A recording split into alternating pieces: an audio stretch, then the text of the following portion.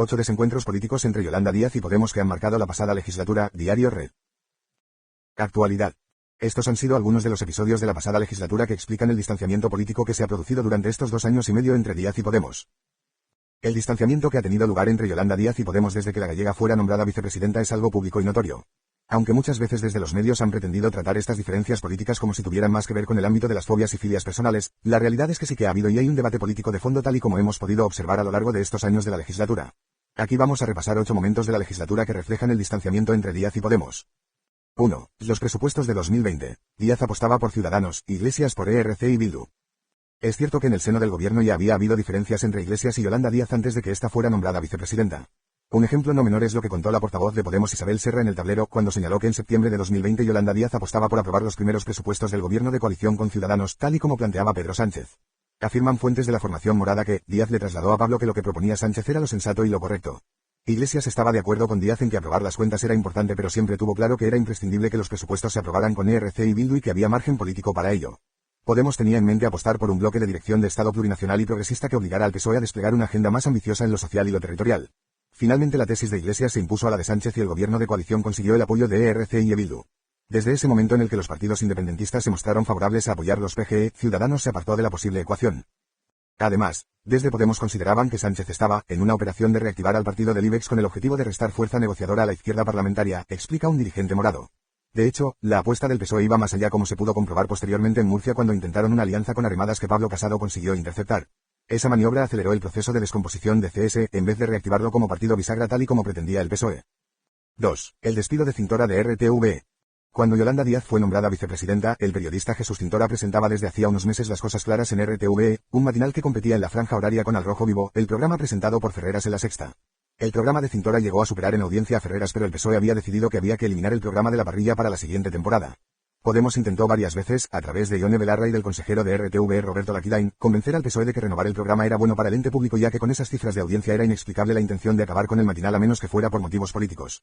Sin embargo, en el antiguo equipo de Jesús Cintora piensan que Yolanda Díaz se mantuvo al margen, dejó hacer al PSOE y no intentó impedir la cancelación del programa.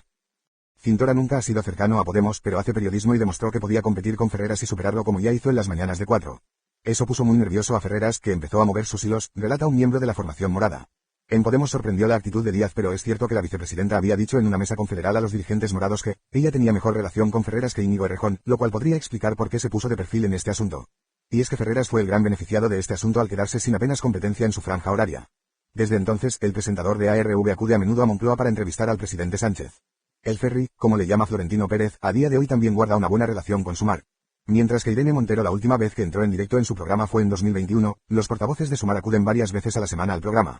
Por el contrario, los y las portavoces de Podemos están vetados en la mayoría de los programas de La Sexta desde que salieron los audios de Ferreras en 2022. 3. Negociación de la reforma laboral. Aunque Podemos siempre se mostró a favor de aprobar la reforma laboral, hubo claras diferencias acerca de cómo Moncloa y la vicepresidenta abordaron la negociación parlamentaria. Las ministras de Podemos ya le habían expresado a Díaz y al propio Sánchez el día que la ley se llevó a Consejo de Ministros que la mejor forma de sacarla adelante era buscar los apoyos de ERC y Bildu, cediendo en alguna de las demandas de las formaciones independentistas. Sin embargo, el PSOE y Díaz se empeñaron en que la ley tenía que salir así como estaba, sin enmiendas, porque si no la COE se iba a salir del acuerdo. Ione e Irene, aunque en público apoyaron la reforma laboral, tenían serias dudas con la estrategia negociadora, apunta un dirigente de Podemos.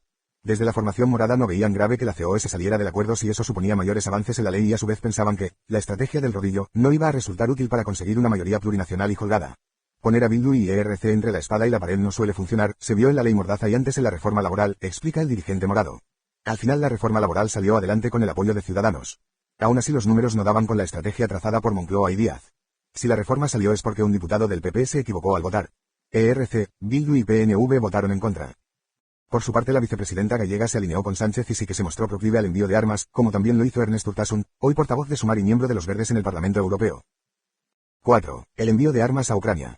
Uno de los puntos de mayor desencuentro vino en marzo de 2022 con el envío de armas a Ucrania. Al inicio del conflicto, Sánchez no tenía entre sus planes suministrar armamento a Ucrania. Así lo expresó públicamente, pero ante la presión ejercida por la derecha el presidente finalmente accedió a enviar armas.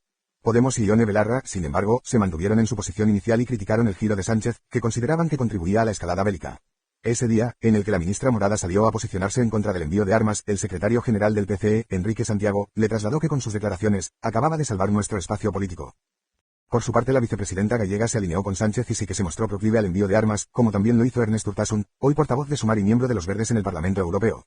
A día de hoy la vicepresidenta muestra cada vez más sintonía con la familia de los Verdes europeos, como se ha visto hace 2 semanas en Madrid, una familia cuyo referente principal es el Partido Verde de Alemania, una formación que se fundó en los años 80 en base al pacifismo y al ecologismo, pero que su giro a la derecha es más que claro.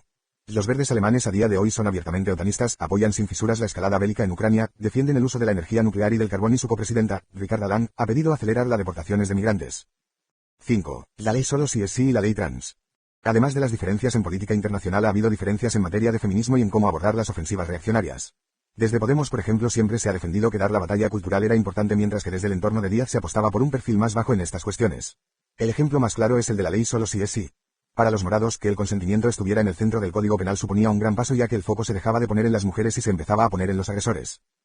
Aunque el texto y el esquema penal que diseñó el ministro del PSOE Juan Carlos Campo, hoy magistrado en el Tribunal Constitucional por decisión de Sánchez, fue retorcido por una minoría de jueces para reducir condenas y producir una ofensiva mediática contra el gobierno y contra Irene Montero, la ministra y los morados siempre han defendido la norma tal y como estaba, por mucho que los ataques reaccionarios fueran fuertes. Sin embargo, cuando tras semanas de presión por parte de la derecha el PSOE decidió reformar la ley junto al PP para eliminar el consentimiento como elemento central, Yolanda Díaz optó por ponerse de perfil en sus declaraciones públicas. Solo Podemos se mostró claramente en contra del camino de vuelta que estaba tomando el PSOE eliminando el consentimiento de la ley. De hecho, llegaron a hacer 7 propuestas alternativas para que el consentimiento prevaleciera. Mientras tanto, la ofensiva creció y desde gente del espacio cercano a Yolanda Díaz, como Mónica García o Rita Maestre, se subieron al carro de las críticas y al linchamiento contra la ministra Montero. No es la única vez que ha habido diferencias en materia feminista entre Podemos y Díaz. Sucedió también a raíz de la ley trans. Yolanda Díaz, ante la ofensiva desplegada por el sector de Carmen Calvo y las resistencias del PSOE para tramitar la ley, hizo llegar a la ministra de Igualdad la sugerencia de que guardara la ley trans en un cajón porque estaba creando mucha tensión, explica un miembro de la dirección morada. 6. Los PGE de 2022 y la ley de vivienda. Durante la negociación de los presupuestos generales del Estado con el PSOE en octubre de 2022 también hubo roces. Podemos, tras años de intentar arrancar a Sánchez la ley de vivienda, tenía en sus planes poner como condición para apoyar los PGE conseguir por fin la aprobación de la norma. Sin embargo, tal y como contó Yone Belarra en abril en RNE, Yolanda Díaz decidió dejó caer la ley de vivienda en la negociación, una materia que para los morados era central en la agenda política progresista. La vicepresidenta priorizó arrancar al PSOE una medida relacionada con materia laboral que afectaba a su cartera ministerial. 7. La renovación del Consejo General del Poder Judicial y Vicky Rosell. Este desencuentro vino propiciado a raíz del amago que hizo el PP de Feijóo para renovar el Consejo General del Poder Judicial. Tras años bloqueado por los azules, esta vez Feijóo parecía dispuesto a pactar la renovación. Una de las condiciones que ponía Génova 13 y que el PSOE aceptaba, consistía en vetar a la magistrada Victoria Rosell como posible vocal del Consejo General del Poder Judicial. Desde el PP alegaban que era una persona que estaba demasiado vinculada a la formación morada. Este argumento en Podemos lo tomaron como una broma de mal gusto porque, según explica un dirigente de Podemos, el Consejo General del Poder Judicial está lleno de vocales afines al bipartidismo que deben sus trayectorias en el mundo judicial justamente a su vinculación con PP y PSOE. Podemos en ningún momento se mostró dispuesto a aceptar ese veto. Aceptar el veto significaba para los morados una decisión antidemocrática. Comillas. Mandaba el mensaje de que el PSOE o el PP podían decidir que miembros de nuestro partido tenían derecho a formar parte de las instituciones del Estado, algo que en ningún momento podíamos permitir, afirma un miembro de la dirección. En Podemos decidieron que, antes que ser un espacio intervenido por el PSOE, se quedarían fuera del acuerdo. Y es que además Vicky Rosell significa mucho para Podemos. Es la jueza que se embarcó con los morados como independiente en 2015 y que fue víctima de un montaje judicial orquestado por José Manuel Soria, ministro de Rajoy entonces, y su juez amigo y corrupto Salvador Alba. Esta persecución obligó a Rosell a dejar la política para defenderse ante la justicia y le supuso un calvario personal y profesional muy grande. Tiempo después Rosell fue capaz de demostrar el montaje al que había sido sometida y hoy el juez Alba está en la cárcel. Para Podemos aceptar ese veto significaba aceptar un nuevo chantaje caprichoso y bipartidista a su formación política que no tenía sentido. No obstante, Yolanda Díaz, los comunes y el PCE aceptaron las condiciones del PSOE e intentaron por todos los medios seguir adelante con la negociación aunque el precio fuera dejar caer a Rosell. Las llamadas que se cruzaron esos días de supuestos compañeros de espacio para presionar a Vicky harían que mucha gente se pusiera colorada si las hubieran visto, explica el mismo dirigente. El grupo parlamentario estuvo a punto de partirse en dos si hubiera llegado el momento de votar. Pero al final la negociación para renovar el Consejo General del Poder Judicial murió. Ayuso y la ultraderecha mediática amenazaron a Feijóo con mandarle junto a Pablo Casado si pactaba la renovación del Consejo General del Poder Judicial. No obstante, aceptar el veto a Rosell por parte de Díaz fue una herida más en su relación con Podemos. 8. El veto a Irene Montero. Este ha sido uno de los últimos capítulos en los desencuentros políticos entre Díaz y Podemos. Durante las negociaciones de junio, Josep Vendrell y tras varias reuniones con Lilith Verstringe para sellar el acuerdo le comunicó que Irene Montero no podía estar en las listas de Sumar al Congreso. Aunque desde entornos cercanos a Sumar, como el periodista Daniel Bernabé, se ha intentado trasladar la idea de que a Montero se le ofreció ir de número 1 por Vizcaya, Podemos afirma que se trata de un bulo. De hecho, cualquiera que se fije puede observar que de número 1 por Vizcaya, que era el escaño más posible de Euskadi, va Lander Martínez, de Sumar y no va nadie de Podemos que es el partido con más implantación allí, afirma un dirigente morado. Cuando Verstringe intentó que Vendrell le explicara el motivo del veto a la ministra de Igualdad, lo que hizo Vendrell fue dar rodeos para llegar al mismo sitio que estaba vetada, sigue explicando el dirigente morado. Según ha contado Ione Belarra en una entrevista con Pablo Elorduy en El Salto, posteriormente en Podemos se enteraron de que Yolanda Díaz y otras organizaciones decidieron en una reunión que Irene Montero no podía ir en las listas. El mensaje que mandaba el veto era malísimo para la gente de izquierdas y feminista de este país. Si luchas por avanzar en derechos feministas te acosan, y si te acosan, en vez de dar la cara a todos por ti, te damos de lado. Eso, y que además estás impidiendo a una organización política con la que quieras acordar que elija quién va en las listas. ¿Te imaginas que nosotras vetáramos a alguien de otro partido?, dice una dirigente de Podemos. Según algunos miembros de Podemos, Sumar planteó el veto para que los morados rompieran el acuerdo y así desde Sumar pudieran culparles por haber facilitado una mayoría del PP y Vox. Recuerda un dirigente que Yolanda Díaz no veía en ese momento opciones de que el gobierno de coalición se pudiese revalidar y que su plan era ser en el futuro la oposición al PP e intentar crecer desde ahí una vez que Sánchez hubiese dimitido tras perder las elecciones. En términos demoscópicos no se explica el veto a Irene si quieres tener buen resultado, es una de las principales caras del espacio, explica un dirigente de Podemos, que cree que el veto le hizo perder mucho fuelle a Sumar.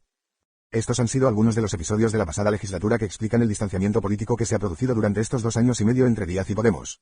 Aunque muchos medios han querido señalar el ámbito de las relaciones personales para explicar este alejamiento, lo cierto es que se trata de debates políticos de fondo en materia de feminismo, de cómo afrontar la ofensiva reaccionaria, de democracia interna, de cómo abordar la relación con el PSOE y con la izquierda independentista y del enfoque respecto a la política internacional. Madrid. 15 de octubre, 2023.